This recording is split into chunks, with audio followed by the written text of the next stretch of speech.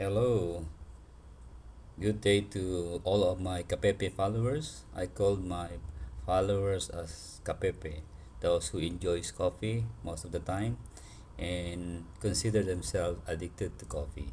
So when you are having a coffee together, you can call each other's hello, Kapepe. So today's lessons, I wanted to teach about the very basic of epoxy molding compound, an encapsulation material, a thermoset plastic used to encapsulate or mold an integrated circuit or IC that is being used in a semiconductor packaging.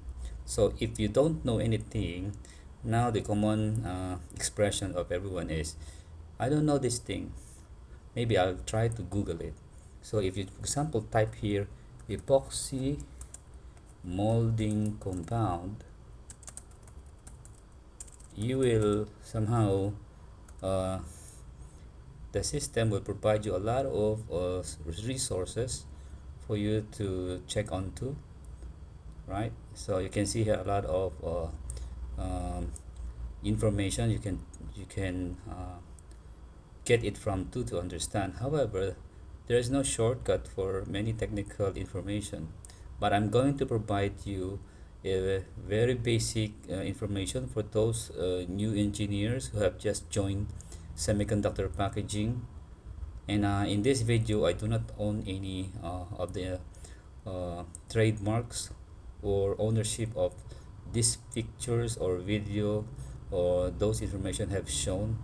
This is just for purely a learning process, and I don't intend to have a conflict with anyone who have a potential claim about what I'm showing and what I'm discussing.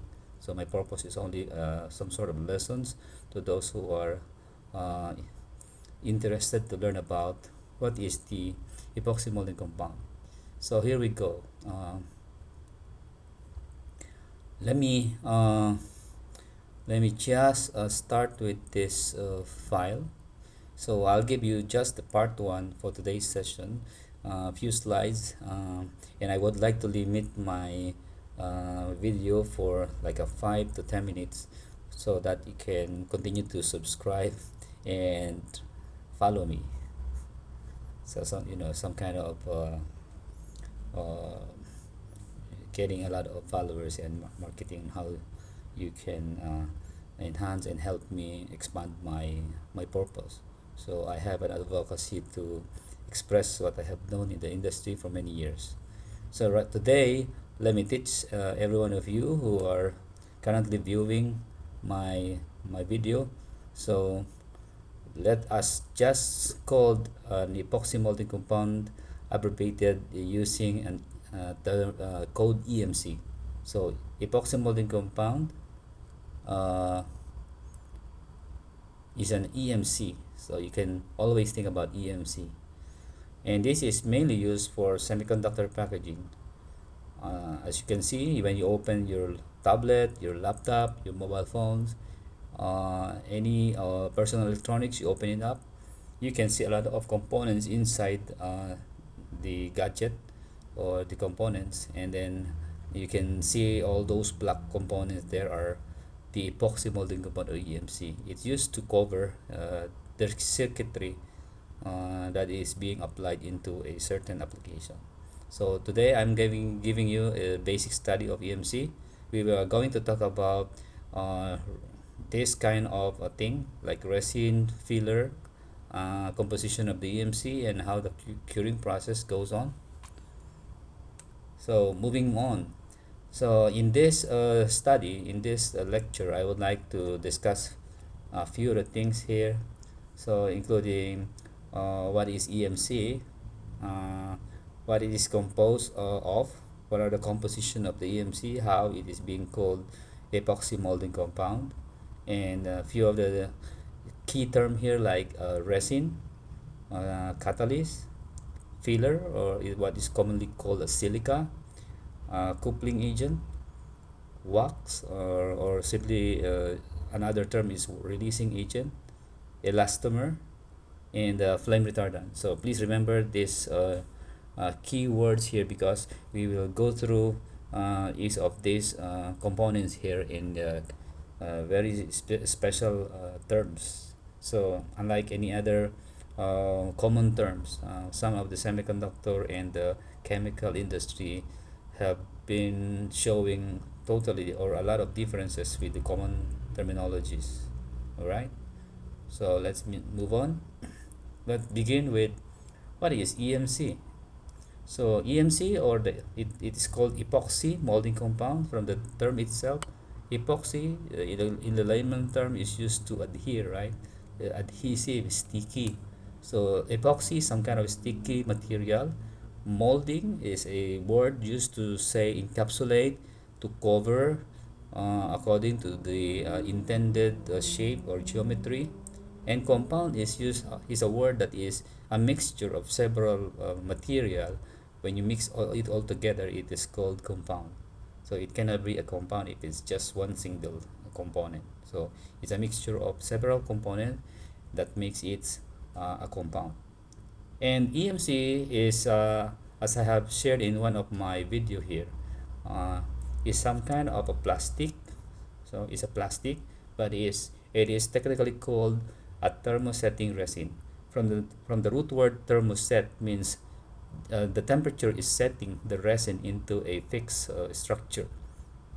It can be cured. It will be cured, it will melt, cured, and then after it's curing, it will be hardened, and you cannot anymore melt it because it has a characteristic formulation that the resin is being set through its temperature reaction. And we will be talking about main components of EMC, such as silica filler or silica, and epoxy resin. So these two are the major components of the EMC. This is EMC is widely introduced to the market and being used in the market across the world, in many of the semiconductor factory or manufacturing plants that are producing IC. So all the electronics that components or electronic gadget, personal electronics that you're using now will not function because without the electrical features, and those electrical features are very tiny, very small, and this has to be protected using one of a raw materials called EMC, a plastic that encapsulate those sensitive electrically integrated circuits in the components. So one of its purpose is to protect the semiconductor from outside environment.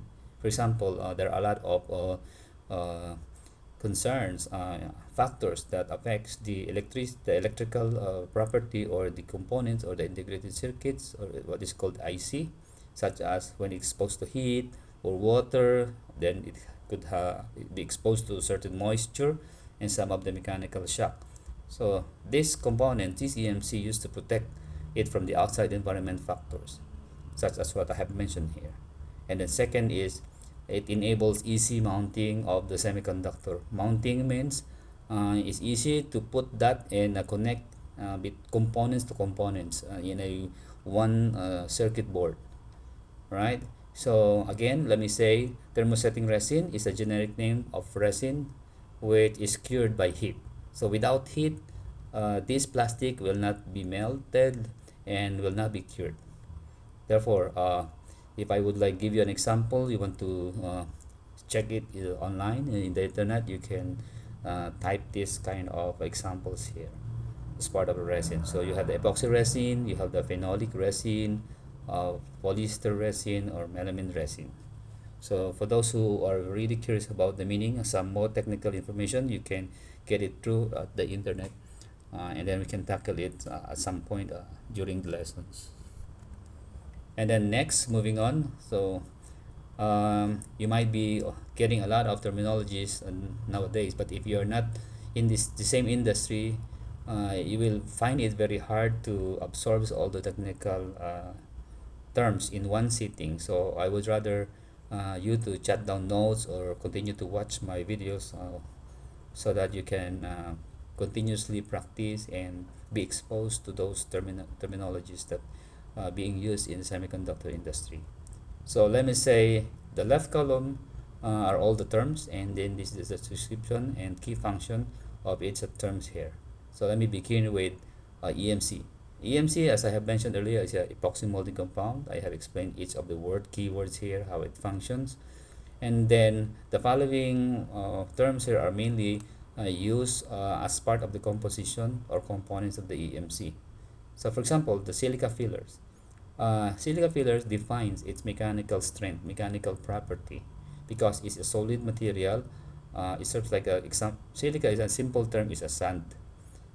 It's a processed sand or rocks, and then used for this kind of technology operations. But definitely, these main fillers are used to define the mechanical property of the EMC or the package. Next to it is the epoxy resin. So as I have mentioned, epoxy is the keywords, and it serves as a bonding material here. It's a bonding material used to adhere these silica fillers. So without epoxy resin, this silica filler will just be a loose powder. So, and then hardener. Of course, when you have epoxy resin and fillers, you need some another component to harden it, and that is called hardener. So it's a form part of the cured material. Basically, this epoxy and hardener are being combined together as one component in order to process the EMC. However, the next term is called catalyst, because catalyst from the term itself is used to define how fast or how slow it could accelerate or reduce, slows down the curing behavior. So if you will add more catalyst, it will be a fast cure. Can you imagine in the market when you buy a instantly cured epoxy or adhesive, and you can also see over the market about uh, epoxy part A and part B. This is where you can see that a resin and a catalyst are or hardener being combined together in order to cure. Without it, it will not be hardened. It will not be cured. And the flame retardant is a term that is used to is also a raw material that is added to the EMC formulation, because it retards, it stops the flame. So when a plastic is being burned, or when the flame starts to show, it should have been controlled, and it should stop the fire in order to prevent it from further catastrophic damage. So in the EMC, in the semiconductor packaging, flame retardant is very essential, and the EMC use such a kind of component in order to control or retard the flame of the plastic material. Okay, and then next is carbon black. Carbon black is black means the reason why the EMC is colored black because of this pigment. It is an colorant or concealer in order to make it dark and black. In previous physics study back in the university or back in the college, maybe if you listened well to your teacher, to your professor, they would have been told you about what is the purpose of black. Why is black commonly used for semiconductor packaging or electronics packaging? Because black has a very good characteristic of endothermic and exothermic property. In a simple explanation, if you are wearing a black shirt, when there is a very bright and sunny weather, you go and expose yourself under the sun, and you feel you're wearing a black shirt, you feel very, very hot. But by the time you go under the tree, under a shaded area, it cools down a little faster compared to any other color of the shirt you're wearing. So in the semiconductor industry, carbon black is used too, the same purpose, because when the electronics are working, it generates a heat within it, and if it's black, then it has a very characteristic of what I have mentioned earlier.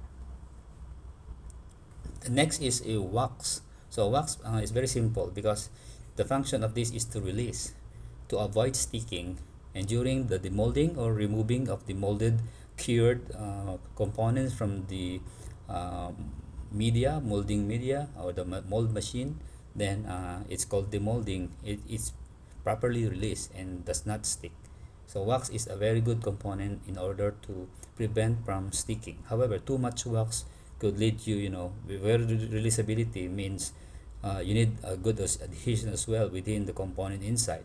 But if you have too much wax, then you could expect it could be providing some negative impact to the packaging. And then next is coupling agent. Coupling agent, as it is mentioned here, the keyword is couple, is an agent to couple. Means it is also somehow like similar to catalyst or some hardener, because it promotes adhesion. It is an accelerate or enhance the adhesion or improve the flowability. So if your molding compound, when it melts, is not giving you a very good flowability, then a better coupling agent or a better choice of coupling agent type would be a much favorable direction. The next is low stress. When you hear about low stress in semiconductor industry, everybody thinks about low stress means there's a low flexural modulus. So if you are not familiar with flexural modulus, flexural, it means if you're trying to bend a certain specimen, then if it's easy to bend, it's easy to bend, then its modulus is low. The elasticity is is it's I mean the product or the specimen is easy to bend means is soft. Okay. However, it also being called like you need a low CTE EMC. Right. So low CTE means relatively low coefficient of thermal expansion. When it is heated, the material is heated, the CTE level usually is very small. The expansion of the material upon heat treatment or heat exposure is small. Okay, so that is what they call CTE. However, these two are somehow contradicting to some of the point, because when you try to make a low CTE material, you tend to reduce the silica fillers, and reducing silica filler makes the CTE higher, so therefore it expands more. Then but you need a low CTE in order to be low stress. So there are some technology that is associated with it, which I can explain in the next video or tutorial. In the meantime, just think about low stress is the meaning directly is low fractional modulus or low CTE or low CTE mismatch between components, because EMC is just one of the raw material in the semiconductor packaging. You have a gold wire, you have the lead frame, you have the die-attached epoxy, and you have many components inside. So low CTE here means not just typically the CTE itself, but it's on the mismatch or the compatibility of the CTE between all materials being held together when exposed to common temperature or stress. The next is, as I mentioned, is CTE is called coefficient of thermal expansion, and the TG here is abbreviated as glass from glass transition. So glass transition is some kind of boundary between a rubbery and the a solid or solid state. Means rubbery means is soft, and then the other side is a glass region. So this intersection is called glass transition, and it is measured through an equipment. So this CTE and TG are being obtained in a one single testing of the components of the EMC in the supplier of EMC, right? So when you ask for data, usually these two are being obtained at the same time using the same equipment. Next is the ion trapper.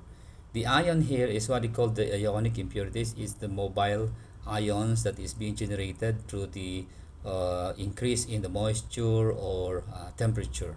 And one of the components is in order to prevent or control the movement of the molecules, the ions, then there's a technology about ion trapper or ion controller or ion getter. So some of the suppliers for EMC called it ion trapper, some are ion getter, uh, like that. So in this case, it controls the ionic mobility. So there are many ions that are hazardous to the performance of the integrated circuits. Example, those are chlorine ion or chloride, sodium, sulfur, sulfate. Um, those those ions are halogens are being uh, unwanted because it poses hazards, or it reduces the reliability of the compound when exposed to certain stress. And second from the last, the green EMC was generated in early 20s. It was started just before the 2000, but because of the red phosphorus issue, it has started all over again. Then the latest green compound is generally called green because it is not colored green. It is just called green because it's more on environment, and our environment is typically green. So when everybody says green EMC, it's just environmental friendly EMC. And the very basic technical definition of green EMC is that uh, it removes the halogens that is used for flame retarding elements such as bromine and antimony. These bromine and antimony are very also hazardous to the human health. That's why, although it's components for electronics or semiconductor packaging, but exposure to a certain level of bromine and antimony components are very hazardous to human. So therefore, part of the effort of all the manufacturers in the world, especially for the EMC, is to generate an environmental friendly EMC, and it's called green EMC, by removing these hazardous components. And lastly, under this page is uh, the term TDS. TDS is just simply one of the document that usually asked by you or by customer or by anyone who would like to understand what is the technical information related to a certain model or certain formulation. So you can just simply say, can you provide me a TDS of this product? So I'll stop from here and I'll continue on the part 2 of this program. So continue to follow me and wait for my next video upload. Thank you to all our KPP followers, and have a good day. Stay safe and have a very good health all the way. Goodbye. Thank you.